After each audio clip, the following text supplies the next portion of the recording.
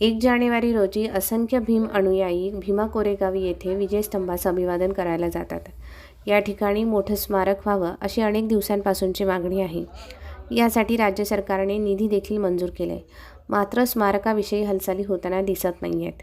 याबाबत भीमा कोरेगाव विजयस्तंभ शौर्य दिन समितीचे अध्यक्ष राहुल डंबाळे यांना विचारले असता त्यांनी सांगितलं की परवा दिवशी या संदर्भामध्ये माननीय डॉक्टर सिद्धार्थ देंडे साहेब होते, वाडेकर साहेब होते आणि आम्ही सगळेजण या 100 कोटी रुपयाचं जे स्मारकाचं प्रपोजल राज्य सरकारनं केलेलं आहे त्याचे इन्चार्ज समाज कल्याणचे आयुक्त आहेत माननीय ओम प्रकाश बकोरिया यांच्याकडे त्यांच्या दालनामध्ये आमची 2 तास बैठक स्मारकाच्या अनुषंगाने झाली। स्मारकाच्या कामामध्ये प्रत्यक्ष सुरू होण्यामध्ये सगळ्यात मोठा अडथळा हा त्या जागेच्या न्यायालयीन लढाईचा होता। त्यांनी स्वतः आणि माननीय जिल्हाधिकारी डॉक्टर राजेश देशमुख यांनी कोर्टाला विनंती करून त्याच्या डे बाय डे हिअरिंग्स सुरू केलेले आहेत।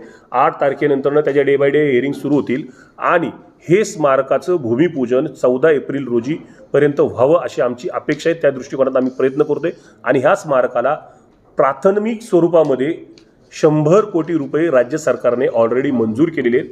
आम्ही पालकमंत्री आणि उपमुख्यमंत्री अजित पवार यांची भेट घेतली होती, नागपूरला घेतली होती, पुण्यामध्ये 3दा भेट झालेली आहे, मुंबईमध्ये भेट झालेली आहे आमच्या सर्व शिष्टमंडळाची।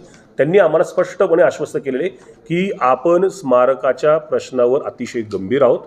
जे निधी लागेल, जो जास्तीत जास्त निधी लागेल, योग्य निधी लागेल, तो 100 कोटी असो, 200 कोटी असो किंवा आणखीन कोटी असो, तो आपण त्या ठिकाणी करणार आणि आंतरराष्ट्रीय दर्जाचं एक वॉर मेमोरियल त्या ठिकाणी आपण करणार आहोत असं त्यांच्या आम्हाला स्पष्ट झालं।